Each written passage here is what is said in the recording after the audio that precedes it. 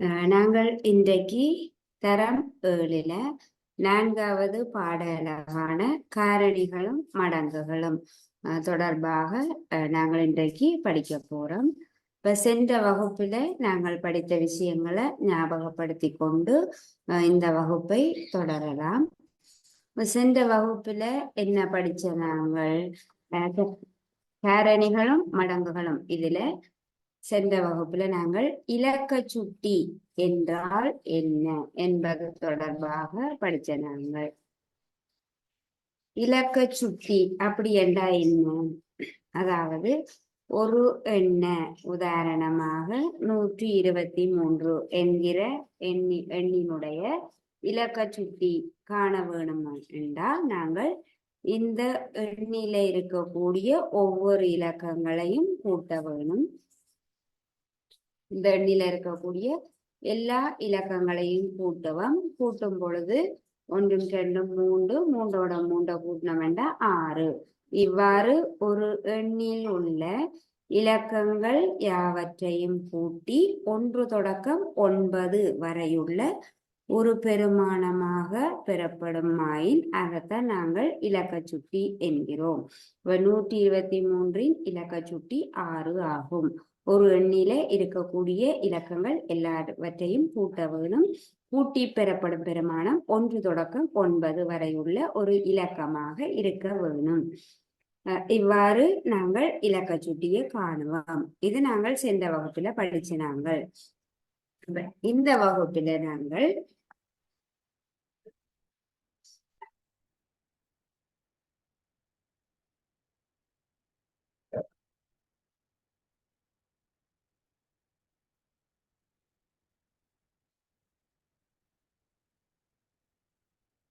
என்ன படிக்க போறோம்னா நாங்கள் இப்ப ஒரு எண்ணானது 9ஆல் வகுபடுமா என்பதை பரீட்சித்தல். அதாவது ஒரு எண்ணினுடைய வகுபடு தன்மையை காண்றது. அதாவது ஒரு ஒரு எண்ணால இன்னொரு ஒரு எண்ணானது வகுபடுதா. இப்ப உதாரணமாக 2ஆல் வகுபடக்கூடிய எண்கள் எப்படி இருக்கும்? ஒரு எண் 2ஆல் வகுபட வேணும் அப்படி என்றா அந்த எண்ணினுடைய இறுதி இலக்கம் என்னென்று பார்க்க வேணும். இறுதி இலக்கம் 2ஆல் வகுபடமாக இருந்தால் அந்த எண் முழுவதும் 2ஆல் வகுபடும் அப்படி என்று எங்களுக்கு தெரியும். வகுபடு தன்மை. அப்ப இந்த 182 என்கிற எண்ணானது 2ஆல் வகுபடும் தன்மை உடையது. நாங்கள் தரம் 7ல படிச்சிருக்கிறோம் ஒரு எண்ணினுடைய வகுபடு தன்மை. 182 என்கிற இலக்கமானது 2ஆல் வகுபடும் தன்மை உடையது. இதை நாங்கள் வகுத்து பார்க்காமலேயே காண முடியும். 101 எண்ணினுடைய இறுதி இலக்கம் 2ஆல் வகுபடுமாயின் 2ஆல் மீதியின்றி வகுபடுமாயின் அந்த எண் முழுவதும் 2ஆல் வகுபடும். அப்ப 182 இறுதி இலக்கம் 2. 2ஆல மீதியின்றி வகுபடும். ஆகவே இந்த 182 என்கிற இலக்கமானது 2ஆல் வகுபடும் தன்மை உடையது. அதே போல ஒரு எண்ணானது 5ஆல் வகுபடும் தன்மை உடையது அப்படி என்றால் அந்த எண் எவ்வாறு இருக்க வேணும்? ஒரு எண்ணானது 5ஆல் வகுபடும் அல்லது 5ஆல் வகுபடக்கூடிய எண்கள் எப்படி இருக்க வேணும்? ஓர் எண்ணினுடைய இறுதி இலக்கம் 0 இருக்க வேணும் அல்லது 5ஆக இருக்க வேணும். ஒரு எண்ணினுடைய இறுதி இலக்கம் 0 இருந்தால் அந்த எண்ணானது 5ஆல் வகுபடும். அதே போல ஒரு எண்ணினுடைய இறுதி இலக்கம் 5ஆக இருந்தால் அந்த எண்ணானது 5ஆல் வகுபடும். அப்ப 5ஆல் வகுபடும் தன்மையுடைய எண்கள் எப்படி இருக்க வேணும்? ஒரு முழு எண்ணானது அந்த எண்ணினுடைய இறுதி இலக்கம் 0 அல்லது 5ஆக இருந்தால் அந்த எண் 5ஆல வகுபடும் அப்படி என்று நாங்கள் படிச்சிருக்கிறோம். அதே போல 10ஆல் வகுபடும் தன்மை உடையதென்றா அந்த எண் எப்படி இருக்க வேணும்? ஒரு எண்ணினுடைய இறுதி இலக்கம் 0 இருக்க வேணும். ஒரு எண்ணினுடைய இறுதி இலக்கம் 0 இருந்தால் அந்த எண் 10ஆல் வகுபடும். நாங்கள் இதெல்லாம் வகுத்து பார்க்க வேண்டிய அவசியம் இல்லை. 2ஆல் ஒரு எண்ணானது 2ஆல் வகுபடுமா என்பதை நாங்கள் அந்த எண்ணை வச்சுக்கொண்டே கூற முடியும். அந்த எண்ணின் இறுதி இலக்கத்தை வச்சுக்கொண்டு எங்களால சொல்ல முடியும். அதே போல ஒரு எண்ணானது 5ஆல மீதியின்றி வகுபடுமா, ஒரு எண்ணானது 10ஆல மீதியின்றி வகுபடுமா என்பதை நாங்கள் வகுத்து பார்க்காமலேயே அந்த எண்ணை அவதானித்து அவற்றின் இறுதி இலக்கங்களை வச்சுக்கொண்டு நாங்கள் கூற முடியும். அப்ப இதே போல நாங்கள் இன்றைக்கு படிக்க இருக்கிறது இன்றைக்கு படிக்க இருக்கிறது ஒரு எண்ணானது 9ஆல் மீதியின்றி வகுபடுமா, 9ஆல் வகுபடக்கூடிய எண்கள் எவ்வாறு இருக்கும் என்பது தொடர்பாக நாங்கள் படிக்க போறோம். முதலாவதாக எண் 1 9ஆல் வகுபடுமா என்பதை பரீட்சிக்க போறோம்.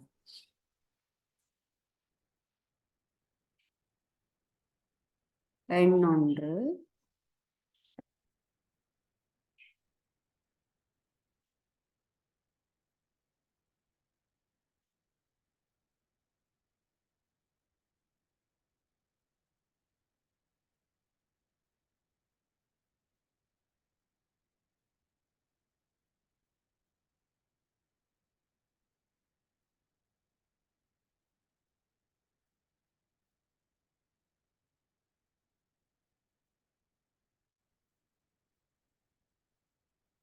நாங்கள் படிக்க போறது என்னன்னா, இதே போல ஒரு எண்ணானது 9ஆல் வகுபடுமா என்பதை நாங்கள் எவ்வாறு காண்றது, 9ஆல் வகுபடக்கூடிய எண்கள் எவ்வாறு இருக்கும், வகுத்து பார்க்காமலே நாங்கள் இந்த எண் 9ஆல் வகுபடுமா என்பதை கூற போறோம்.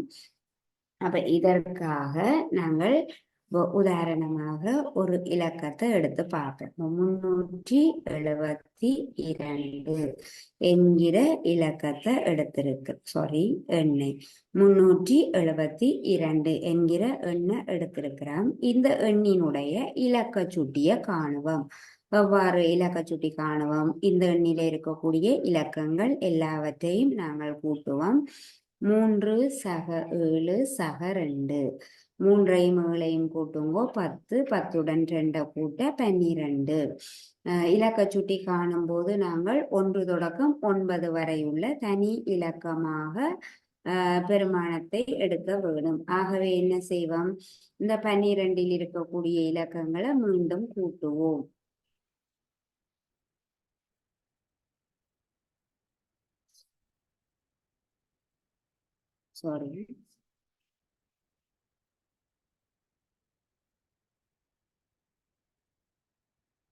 நாங்கள் 54 என்கிற எண்ணை எடுப்போம். 54ல இந்த எண்ணினுடைய இலக்க சுட்டிய காணுவோம். இலக்க சுட்டி காணும்போது இந்த எண்ணில இருக்கக்கூடிய இலக்கங்கள் எல்லாவற்றையும் கூட்ட வேணும். 5ஐயும் 4ஐயும் கூட்டுவோம். கூட்டும் போது எங்களுக்கு 9 கிடைக்குது. இலக்க சுட்டி காணும் போது 1 தொடக்கம் 9 வரை உள்ள ஒரு தனி இலக்கமாக பெற வேணும். இப்படி 12 அப்படி வந்தாண்டா நாங்கள் அவற்றை மீண்டும் கூட்டி 3 காண வேணும். திரும்பியும் கூட்டி ஒரு தனி இலக்கமாக 1 தொடக்கம் 9 வரை உள்ள தனி இலக்கமாக பெற வேண்டும். அப்ப நாங்கள் இந்த 54னுடைய இலக்க சுட்டியை காண்கிறோம். காணும் போது என்ன கிடைக்குது? 9 கிடைக்குது. அப்ப பாருங்கோ, இந்த 9ஆனது 9ஆல் என்ன செய்யப்படும்? வகுபடும். 54னுடைய இலக்க சுட்டி 9. 9 9ஆல வகுத்த நீங்கண்டா என்ன கிடைக்கும்? 1 கிடைக்கும்.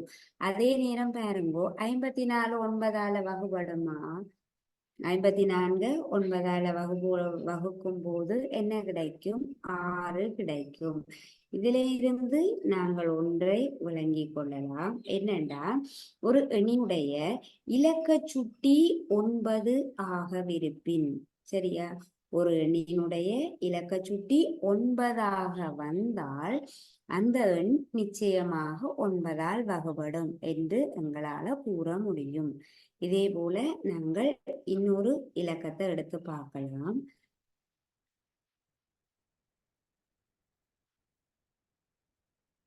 549 எடுத்து பார்ப்போம். 549 இலக்க சுட்டியை காணுவோம். என்ன செய்ய வேணும்? எல்லா இலக்கங்களையும் கூட்ட வேணும். 5 4 9, 9உடன் 9 கூட்டினீங்கன்னா 18. ஆகவே திரும்ப என்ன செய்வோம்? 18ல் இருக்கக்கூடிய இலக்கங்களை கூட்டுவோம். கூட்டும் போது எங்களுக்கு 9 கிடைக்கும். இப்ப பாருங்க, இந்த 9ம் என்ன செய்யும்? 9ஆல வகுபடும். இலக்க சுட்டி 9 கிடைக்குது. 9 நிச்சயமாக 9ஆல வகுபடும் என்று எங்களுக்கு தெரியும். அதே நேரம் நாங்கள் 549 9ஆல வகுத்து பார்ப்போம். 549 9ஆல வகுத்தோம்னா 5ல் 9 வகுபடாது. 54ல் 9 6 தடவைகள் இருக்குது. 6 9 54. 0 9 இறக்குவோம்.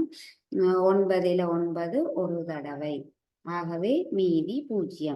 அப்ப 549ஆல 9 மீதியின்றி வகுபடுது. மீதி இல்லை.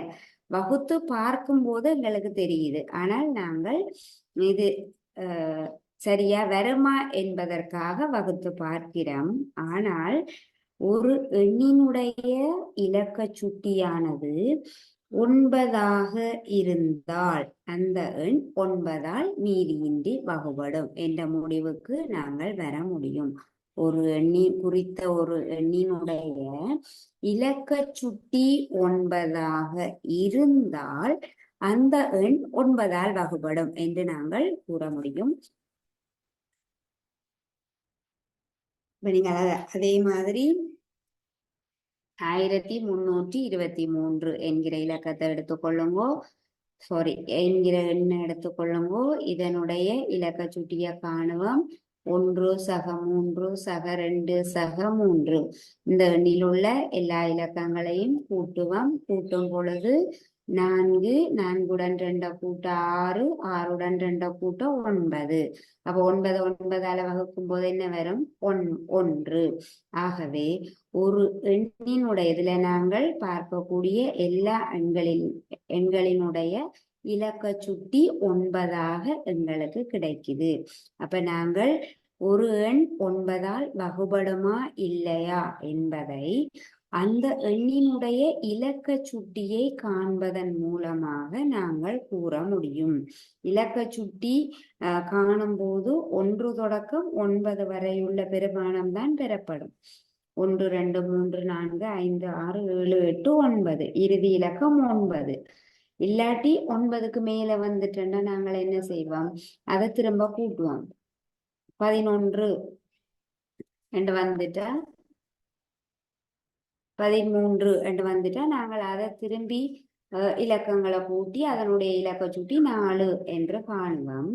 ஆகவே இலக்க சுட்டி ஆக இருக்கக்கூடிய கடைசி எண் 9ஆகத்தான் இருக்க வேண்டும் தனி இலக்கத்துல பார்க்கும்போது. அப்ப இதுல இருந்து 9ஆல் வகுபடக்கூடிய எண்களை நாங்கள் அறிய வேணும். அப்படி என்றால் நாங்கள் வகுத்து பார்க்க தேவையில்லை. அந்த இலக்கங்களினுடைய இலக்க சுட்டியை காண்போம். இலக்க சுட்டி 9ஆக இருந்தால் அந்த எண்ணானது 9ஆல் மீதியின்றி வகுபடும் என்ற முடிவுக்கு நாங்கள் வர முடியும். நீங்கள் 1323ஐயும் வகுத்து பார்க்கலாம். 1323 9ஆல் வகுக்கும் போது 13ல் 9 ஒரு தடவை. கழிச்சமண்டா 4 2 இறக்குவோம் 42. 42ல் 9 4 தடவைகள். 4 தர 9 36. மீதி 6. 3 இறக்குவோம். 63ல் 9 7 தடவைகள். 7 9 63. ஆகவே பிள்ளைகள் கழிக்கும் போது 0 வரும். இதுல இருந்து இந்த 1323 என்கிற இலக்கமானது 9ஆல் மீதியின்றி வகுப்படும். மீதி வரக்கூடாது, மீதி 0 இருக்க வேணும்.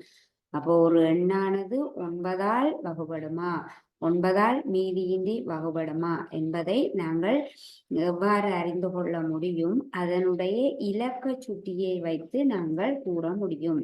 குறித்த ஒரு எண்ணினுடைய இலக்க சுட்டி 9 ஆக இருந்தால், ஒரு எண்ணினுடைய இலக்க சுட்டி 9 ஆக இருந்தால் அந்த எண்ணானது 9ஆல் வகுபடும் என்று நாங்கள் கூற முடியும். நீங்கள் 9ஆல வகுபடாத இன்னொரு எண்ணை எடுத்து பார்க்கலாம். நாங்கள் 404 எடுத்து பார்ப்போம்.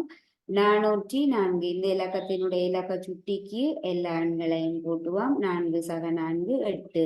அப்ப இந்த எண்ணினுடைய இலக்க சுட்டி என்னது? 8. ஆகவே நாம் இந்த எண்ணானது 9ஆல் வகுப்படாது. ஏனென்றால் இதனுடைய இலக்க சுட்டி 9ஆக இருக்கவில்லை.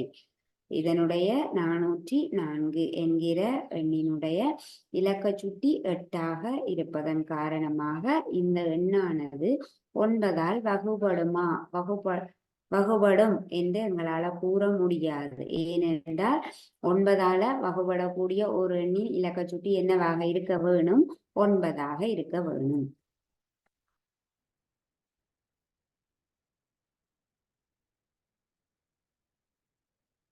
நீங்கள் எழுதிக் கொள்ளலாம். எண்ணொன்று 9ஆல் வகுபடுமா என்பதை பரீட்சிப்பதற்காக எண் 9ஆல் வகுபடக்கூடிய எண் ஒன்றின் நீங்கள் எழுதலாம். எண் ஒன்றின் இலக்க சுட்டி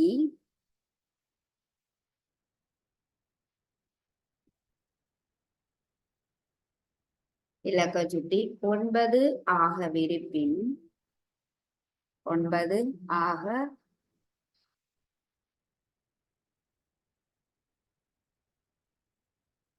ஆகவிருப்பின் அந்த எண் 9ஆல் மீதியின்றி வகுபடும்.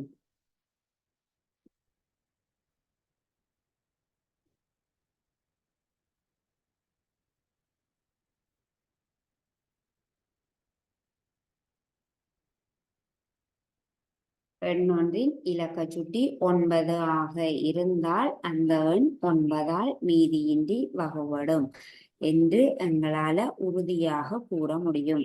இதற்கு உதாரணம்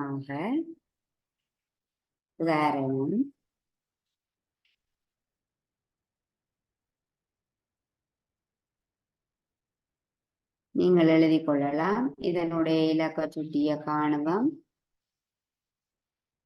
18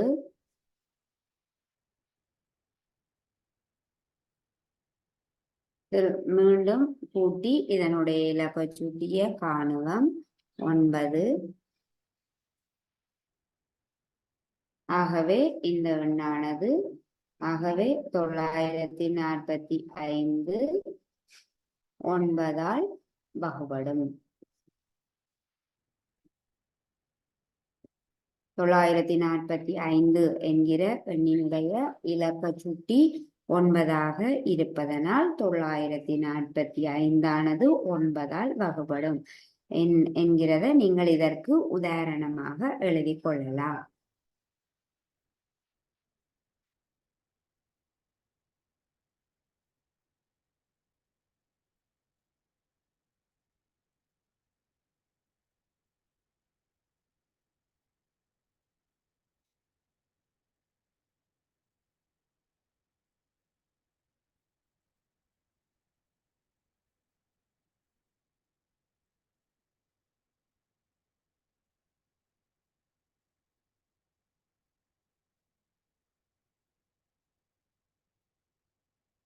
அடுத்ததாக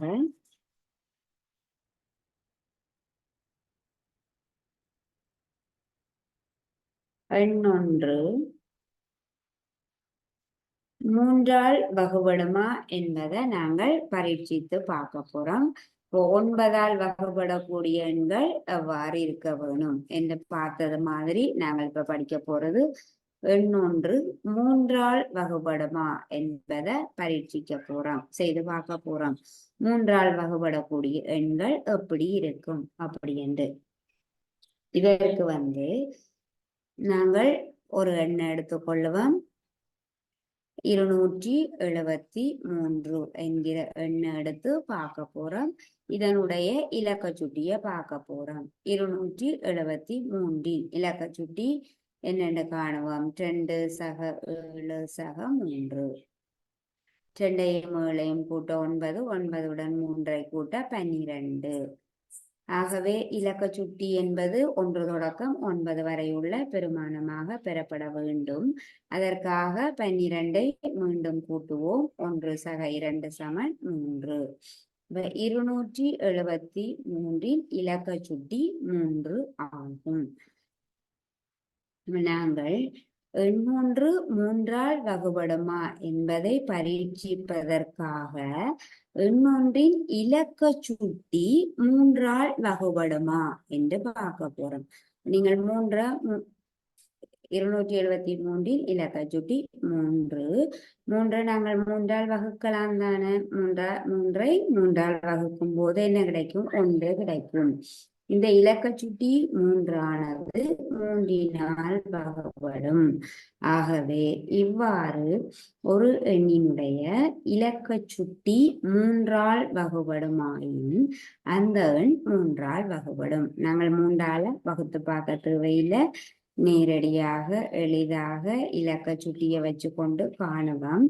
ஒரு எண்ணினுடைய இலக்க சுட்டியானது 3ஆல் வகுபடுமாயின் அந்த எண் 3ஆல் வகுபடும் என்று நாங்கள் கூற முடியும். நீங்கள் இந்த எண் 3ஆல வகுபடுமாண்டு வகுத்து பார்க்கலாம். 273 3ஆல வகுப்பம். 2ல 3 அடங்காது. ஆகவே 27ல 3 எத்தனை முறை? 9 தடவைகள். 9 தர 3 27, மீதி 0. அடுத்ததாக 3ஐ இறக்குவோம். 3ல 3 எத்தனை தடவை? 1 தடவை. 3, மீதி என்ன வருது? 0. ஆகவே 273 என்கிற எண்ணானது 3ஆல் மீதியின்றி வகுபடும் என்பது எங்களுக்கு வகுத்து பார்க்கும்போது தெரியுது. பெரிய எண்கள் வரும்போது, உதாரணமாக 12,756 இவ்வாறு பெரிய எண்கள் எல்லாம் வரும்போது எங்களுக்கு வகுத்து பார்க்கறது கஷ்டம். அப்படியான நேரங்கள்ல நாங்கள் என்ன செய்ய வேணும்? அந்த எண்ணினுடைய இலக்க சுட்டியை காண்போம். இலக்க சுட்டியானது 3ஆல் வகுபடுமாக இருந்தால் அந்த எண் 3ஆல வகுபடும் என்று உறுதியாக கூற முடியும்.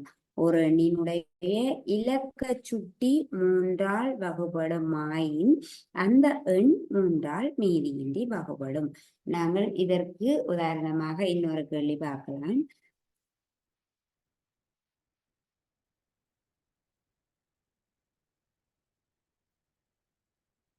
1890 இந்த இலக்கமானது 3ஆல் வகுபடுமா என்பதை நாங்கள் இலக்க சுட்டியை வச்சு கொண்டு பார்க்க போறோம். இதனுடைய இலக்க சுட்டி காணுவோம். 1ஐயும் 8ஐயும் 9ஐயும் 0ஐயும் கூட்டுவோம்.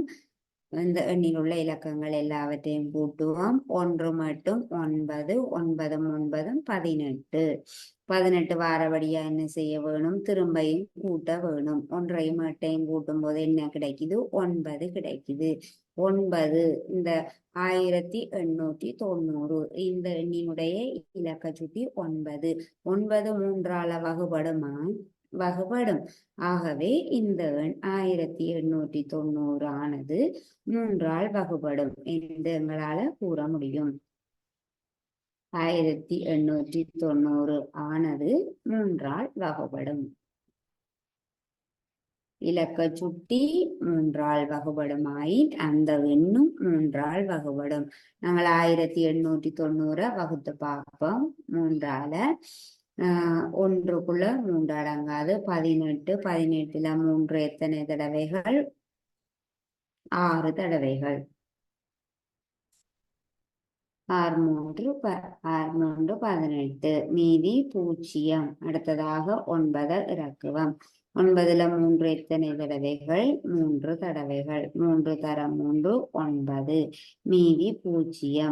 மீதி 0 வந்துட்டு இங்க ஒரு 0 இருக்கு. ஆகவே நாங்கள் அங்க 0த்தை சேர்த்து கொள்ளலாம்.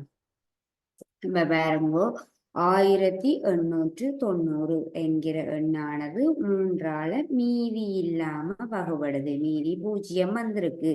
மீதி இல்லாம வகுபடுது என்று எங்களுக்கு தெரியுது. நாங்கள் இப்படி செய்து பார்க்க வேண்டிய அவசியமில்லை. இலகுவாக இதனுடைய இந்த எண்ணினுடைய இலக்க சுட்டியை வச்சுக்கொண்டே கூறலாம்.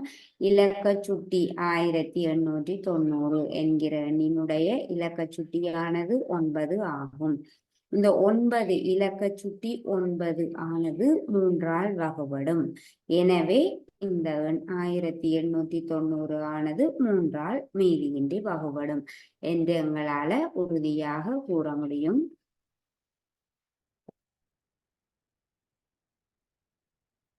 ஆகவே நீங்கள் இதை எழுதிக் கொள்ளலாம்.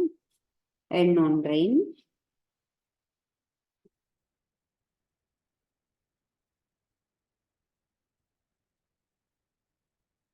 எண்ணொன்றின் இலக்க சுட்டி 3ஆல் வகுபடுமாயின்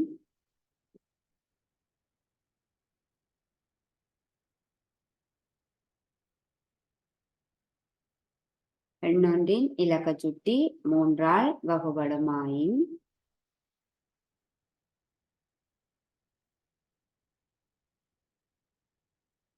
அவ்வெண் 3ஆல் வகுபடும்.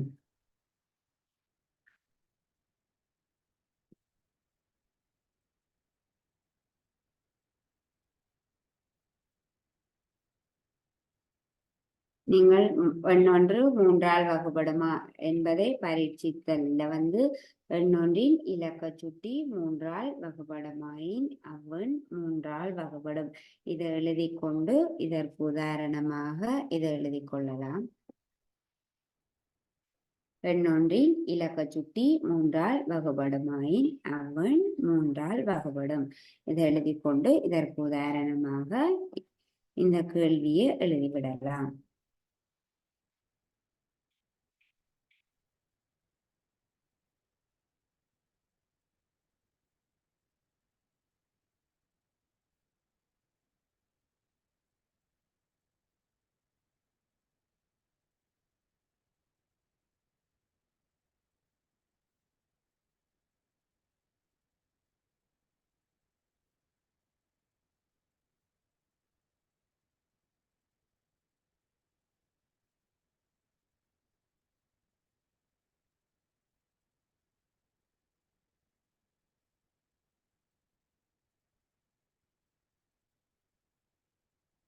அடுத்ததாக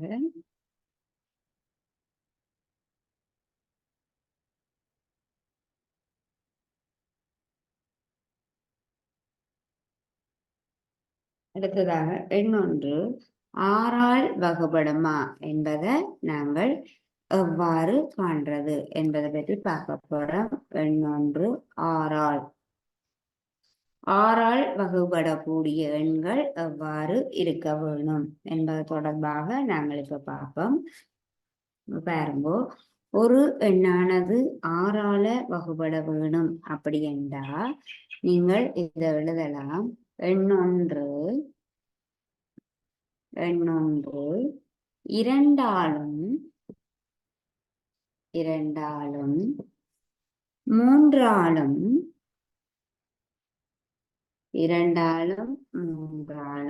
மீதியின்றி வகுபடுமாயின்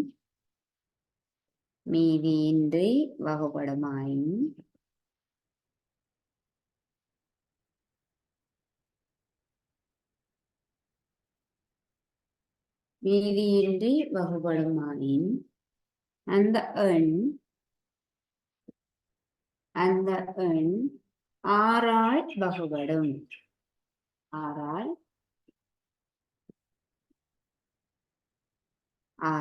மீதியின்றி வகுபடும்.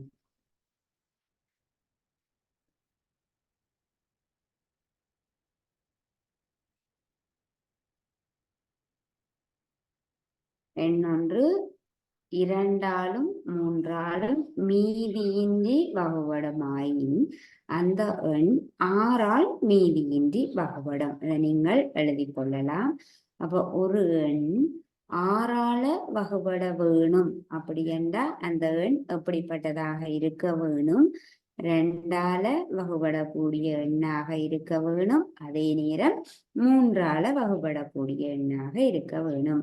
குறித்த ஒரு எண்ணானது இரண்டாலும் மூன்றாலும் மீதியின்றி வகுபடுமாயின் அந்த எண் ஆறால் மீதியின்றி வகுபடும். நாங்கள் ஒரு எண் எடுத்து பார்ப்போம். 96 நாங்கள் பார்ப்போம். 96 என்கிற இலக்கத்தை எடுத்துக்கொள்ளுவோம். இந்த என்கிற எண்ணை எடுத்துக்கொள்ளுவோம். இந்த எண்ணானது முதல்ல ரெண்டால வகுபடுமான்னு பார்ப்போம். இந்த எண் ரெண்டால வகுபடும். ஏனென்றா இந்த எண்ணினுடைய இறுதி இலக்கம் 6. 6ஆனது ரெண்டால வகுபடும். ஆகவே இந்த எண் ரெண்டால வகுபடும். ஒரு எண்ணின் இறுதி இலக்கம் 2ஆல் வகுபடுமாயின் அவ்வெண் 2ஆல் வகுபடும். 96 ஒரு எண்ணினுடைய இறுதி இலக்கங்கள் 0, 2, 4, 6, 8 ஆகவிருந்தால் அந்த எண் 2ஆல் மீதியின்றி வகுபடும். இப்ப 96 நாங்கள் வகுத்து பார்க்க தேவையில்லை. இதனுடைய இறுதி இலக்கம் ஒரு இரட்டை எண்ணாக இருக்குது. ஆகவே 96 ஆனது 2ஆல் மீதியின்றி வகுபடும். அப்ப 2ஆல வகுபடும் எங்களுக்கு தெரியும், உறுதியாக நாங்கள் கூற முடியும். அதே நேரம் 3ஆல வகுபடும் ஆண்டு என்னென்று பார்க்கிறது. இதனுடைய இலக்க சுட்டியை காணுவோம். இலக்க சுட்டி 9ஐயும் 6ஐயும் கூட்டுங்கோ 15. ஆகவே திரும்பியும் 15 கூட்டுங்கோ 1 சக 5 சமன் 6. 96 இலக்க சுட்டி என்னது? 6. 6ஆனது 3ஆல வகுபடுமா? வகுபடும். ஆகவே 96 3ஆல வகுபடும். இப்பதான் நாங்கள் பார்த்த நாங்கள் ஒரு எண்ணானது 3ஆல வகுபட வேணுமெண்டா அந்த எண்ணினுடைய இலக்க சுட்டி எப்படி இருக்க வேணும்? 3ஆல வகுபட வேணும். ஒரு எண்ணானது 3ஆல வகுபட வேண்டுமாயின் அந்த எண்ணின் இலக்க சுட்டி 3ஆல் வகுபட வேணும். அப்ப இந்த எண்ணினுடைய இலக்க சுட்டி 6. 6ஆனது 3ஆல் மீதியின்றி வகுபடும். ஆகவே 96 3ஆல் மீதியின்றி வகுபடும்.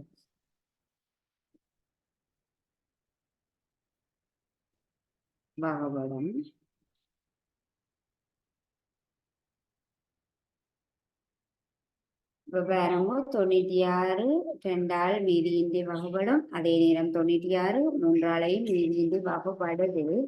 அப்படி என்றா இந்த 96ஆனது 6ஆல் மீதியின்றி வகுபடும் என நாங்கள் உறுதியாக கூற முடியும்.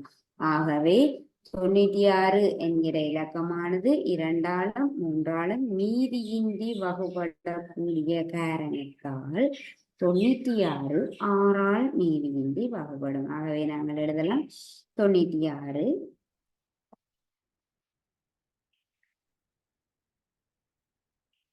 ஆகவே 96 6ஆல் மீதியின்றி வகுபடும்.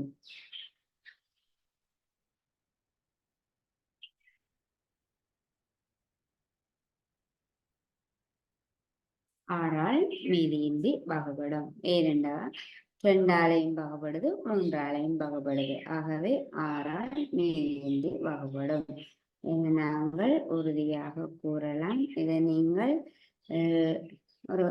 நாங்கள் இந்த 96 அதே நேரம் 6ஆல வகுத்தும் பார்ப்போம். 96 6ஆல வகுபடுதா என்று பார்ப்போம். 96 6ஆல வகுக்கும் போது 9ல் 6 ஒரு முறை, 6 1 6, 9ல் 6 கழிச்சு நீங்கண்டா 3, அடுத்ததாக 6 இறக்குவோம். 36ல் 6 6 தடவைகள் 36 கீழே 0. பாருங்க, 96 6ஆல வகுக்கும் போது மீதி என்ன வருது? 0 கிடைக்குது. மீதியாக 0 கிடைக்குது. 96 6ஆல வகுக்கும் போது 16 தடவைகள் 6 16 தடவைகள் இருக்குது 96க்குள்ள. 96 6ஆனது மீதியின்றி 6 வகுக்க முடியும். அப்ப நாங்கள் இத வகுத்து பார்த்து கூற வேண்டிய அவசியம் இல்லை. இதனுடைய இலக்க சுட்டியை வச்சுக்கொண்டு நாங்கள் கூறலாம். இலக்க சுட்டியானது ஒரு எண்ணானது 2ஆல் வகுபடுமாயின் அதே நேரம் அதே எண்ணானது 3ஆலும் 2ஆலும் 3ஆலும் மீதியின்றி வகுபடுமாயின் அவன் 6ஆல் மீதியின்றி வகுபடும் என்று நாங்கள் கூறலாம். நீங்கள் எழுதிக் கொள்ளலாம்.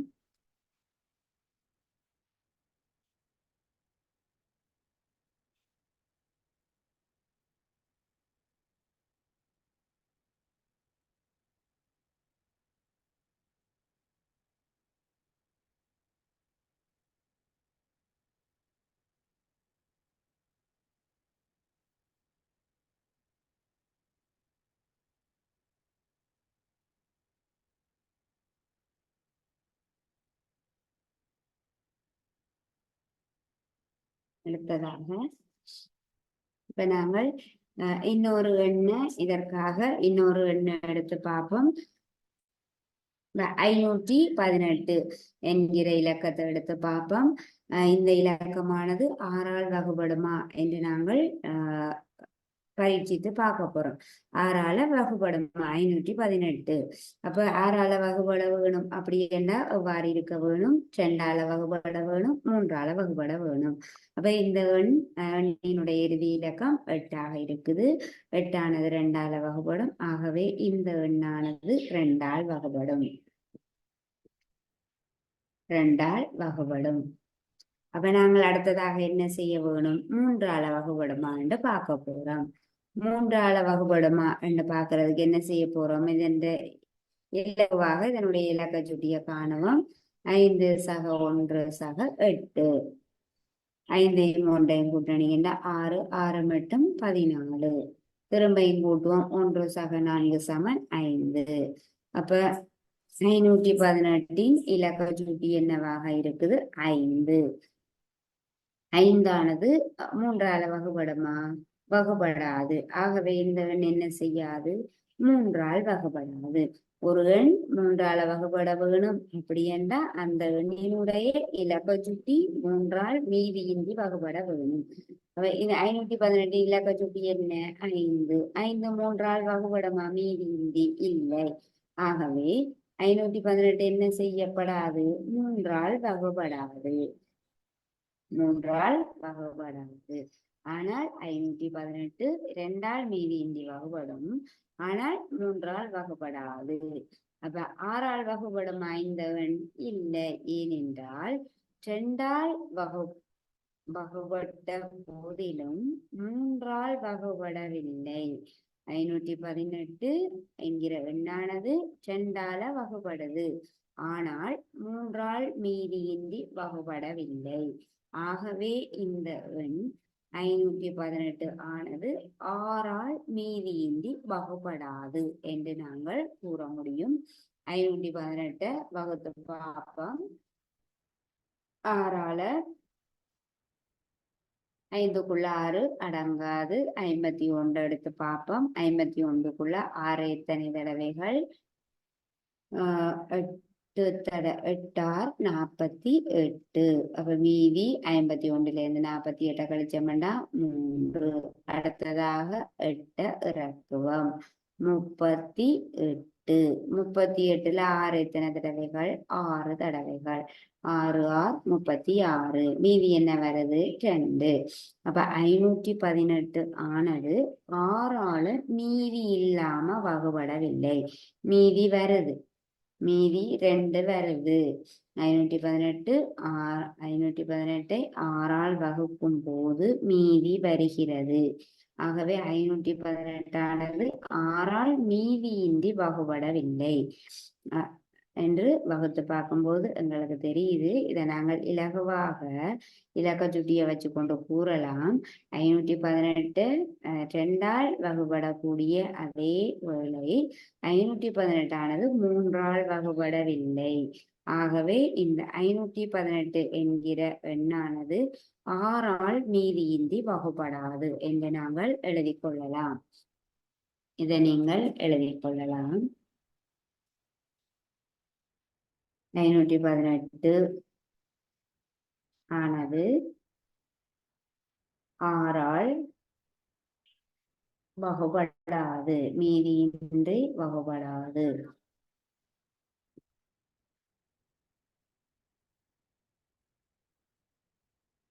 518 6ஆல் மீதியின்றி வகுபடாது. இதற்கான காரணம் என்ன?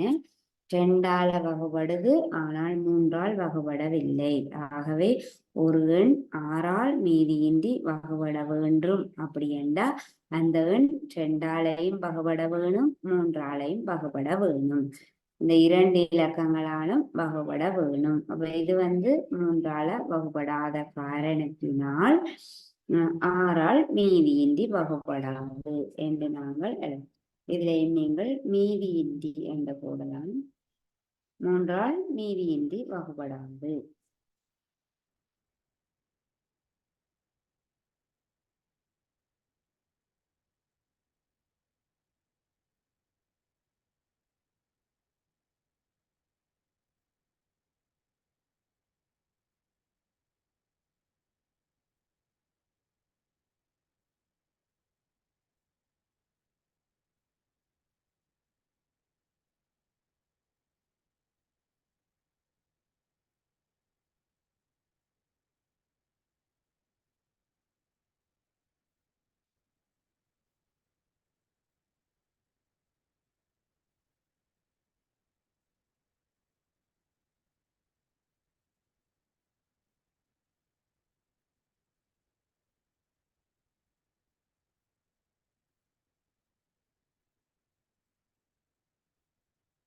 ஆகவே பிள்ளைகள், நாங்கள் இன்றைக்கு காரணிகளும் மடங்குகளும் என்கிற பாட அலகில ஒரு எண்ணானது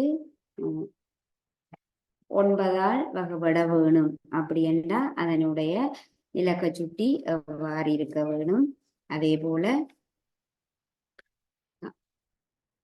6ஆல வகுபட வேணும். அப்படி என்றால் அதனுடைய இலக்க சுட்டி எவ்வாறு இருக்க வேணும் என்பது தொடர்பாக நாங்கள் இன்றைக்கு படிச்சினாங்கள். ஒரு எண்ணானது 9ஆல் 6ஆல் வகுபட வேணும். அப்படி என்றால் அவற்றினுடைய இலக்க சுட்டி எவ்வாறு இருக்க வேணும் என்பது தொடர்பாக இன்றைய வகுப்புல நாங்கள் படிச்சினாங்கள். நாங்கள் இதனுடைய தொடர்ச்சியாக அடுத்த வகுப்புல அந்த 4ஆல் வகுபடுமா என்பதை பரீட்சிக்கிறது தொடர்பாக பார்க்க முடியும். ஆகவே நாங்கள் இதோட இன்றைய வகுப்பை நிறைவு செய்து கொள்ளலாம். மீண்டும் அடுத்த வகுப்புல சந்திக்கலாம். தேங்க்யூ பிள்ளைகள்.